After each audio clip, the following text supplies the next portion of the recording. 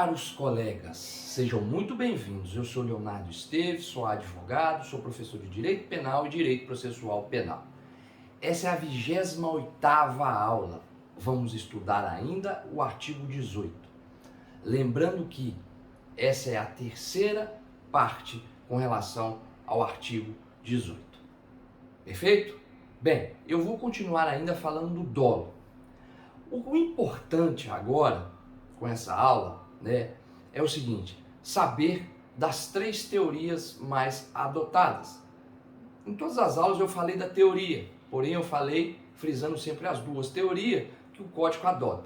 Eu vou falar aqui agora da teoria da representação, ou seja, existem várias teorias a respeito do dolo, as duas mais importantes, que é a da vontade e do assentimento ou consentimento, que trata o inciso 1º do artigo 18, eu já falei muito bem. Agora a teoria da representação. Atenção, essa teoria da representação, elas são as duas do código, essa terceira são as mais importantes. A teoria da representação não adotamos no Código Penal. A teoria então do dolo, a teoria da representação não se adota. É basicamente o que fala a teoria da representação, que o agente, prevendo o resultado, só dele prever o resultado dá dolo.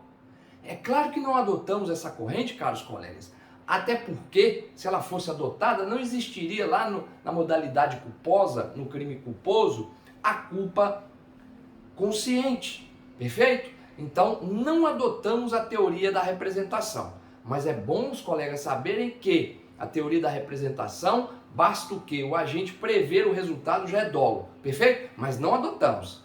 A nossa, que adotamos, as duas, é vontade mais consciência, dolo. Então, uma conduta humana voluntária, que é a vontade com a consciência, perfeito?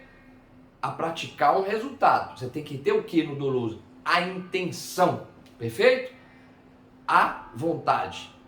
Nessa não usamos. É importante frisar, para finalizar com relação ao dolo, que o dolo eventual é muito parecido com a culpa consciente. Atenção, para não haver confusão.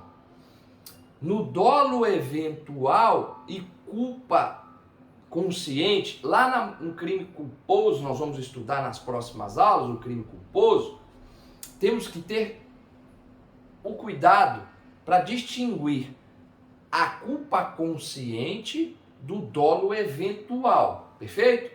Porque é muito parecido. Eu vou dar um exemplo agora para sempre diferenciar o dolo eventual da culpa consciente. Perfeito. Vamos supor um sujeito está numa festa e bebe, está completamente embriagado. Porém, ele consegue chegar até seu carro e quando ele senta no seu automóvel, olha o elemento subjetivo aí, ou seja, que está passando no psicológico, elemento psicológico, elemento subjetivo do sujeito. Através desses elementos subjetivos que vamos saber se tem culpa ou dolo. Através desses elementos subjetivos vamos saber se há culpa consciente ou dolo eventual nesse presente caso. Ele senta e fala: nossa, eu estou muito bêbado. Fala com ele mesmo: eu estou bêbado demais. Mas eu posso... Ele vai prever. Observe que nos dois ele vai prever. Na primeiro exemplo ele prevê: bem, eu estou bêbado demais, eu posso causar um acidente antes de ligar o carro. Eu não vou pedir ninguém para me levar, não. Eu vou a si mesmo. Se acontecer alguma coisa, que se dane. Olha que essa atitude dele, ele está assumindo o risco. Ele prevê, ele tem a consciência que ele está bêbado, ele prevê que pode provocar um resultado, atropelar alguém, alguma coisa do tipo, e mesmo nessa previsão, ele bate chave no carro e vai no estado que se encontra, dolo eventual. Olha só como a culpa consciente, esse elemento subjetivo também, só que lá na modalidade culposa, é muito tênue essa linha. Eu costumo dizer que é difícil, você tem que entrar dentro da cabeça do sujeito para saber o elemento subjetivo. Porque nessa mesma conduta eu posso ter uma culpa consciente, que é uma modalidade que está lá nos crimes culposos, que é muito parecido com o dolo eventual. Só que agora olha o exemplo para ver que é culpa consciente. Ele entra no automóvel do mesmo jeito, embriagado, porém, lá no elemento psicológico, subjetivo, ele pensa assim: eu estou bêbado, mas eu dirijo melhor bêbado do que quando eu estou são. Não vai acontecer nada, porque eu sou bom de volante. Observe que aí nessa conduta ele não está assumindo o risco de produzir um resultado. Só não passa na cabeça dele que não vai acontecer nada. Ou seja, é complicado até você fazer prova na área da prática, porque praticamente você tem que saber o que está o elemento subjetivo, está dentro da cabeça do agente. Então temos que ficar atentos com essa diferença. Observe que o dolo eventual e a culpa consciente estão próximos. É a forma de pensar no resultado é que muda. O outro ele assume o risco. Que se dane, eu vou assim mesmo. Se atropelar, fazer o quê? Eu vou. Dolo eventual. Na culpa consciente? Não, eu estou bêbado, mas eu vou conseguir chegar, porque eu bêbado eu dirijo melhor. Não vai acontecer nada não, porque eu sou motorista há muitos anos. Culpa consciente. É importante frisar, não estudamos ainda a culpa consciente, porém, como estamos ainda falando do dolo, é interessante saber que tanto doutrina, prova, essas coisas, exame de ordem, pode te dar uma situação parecida, envolvendo culpa consciente e dolo eventual. Então atenção sempre que no dolo eventual o sujeito não tem intenção de produzir um resultado, porém ele assume um risco de produzi-lo. Ou seja, ele é indiferente. Já na culpa consciente, ele também não tem vontade de produzir um resultado, mas ele acha que aquilo não vai acontecer. Ele acha que ele bêbado dirige melhor.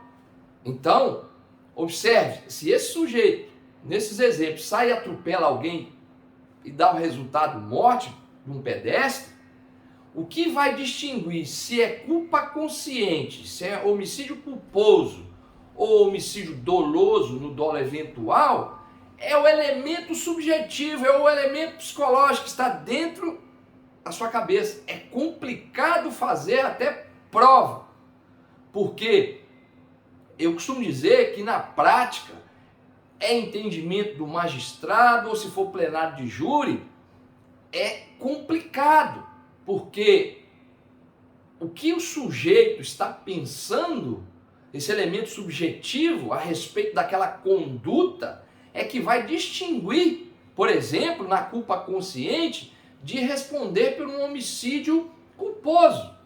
No dolo eventual, ele vai responder pelo homicídio doloso. E sabe, caros colegas, que as penas são do homicídio culposo é pequena. Em alguns casos, nem prisão ocorre.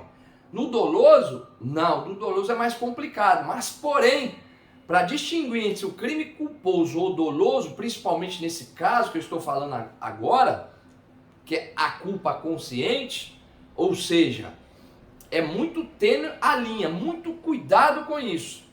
Tenha seu exemplo desse sujeito no automóvel para ver que nos dois casos ele não quer produzir o resultado, ele não tem intenção de praticar determinada conduta, mas no dolo eventual ele assume o risco, ele é indiferente, ele bate chave no carro e vai embora. Na culpa consciente, ele também vai embora, bate chave no carro e vai embora, porém, ele já fala o seguinte: olha, eu estou bêbado, mas bêbado eu dirijo melhor que são. Eu estou tranquilo, não vai acontecer nada. Ou seja, ele, na culpa consciente, ele não assume o risco.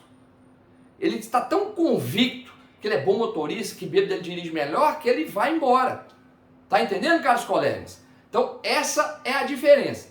Na próxima aula, nós vamos falar, na parte 3, perdão, na parte 3 é essa aula, perdão, a parte 3 é essa aula. Na próxima aula, na quarta aula e última, nós vamos falar dos crimes, do artigo 18 também, dos crimes culposos. Aí vamos estudar os crimes culposos, perfeito? E a culpa consciente e a culpa inconsciente. Mas essa aula é mais para atinar sobre a diferença do dolo eventual com relação à culpa consciente. Ok, caros colegas? Eu vou ficando por aqui. Muito obrigado. Até a próxima aula.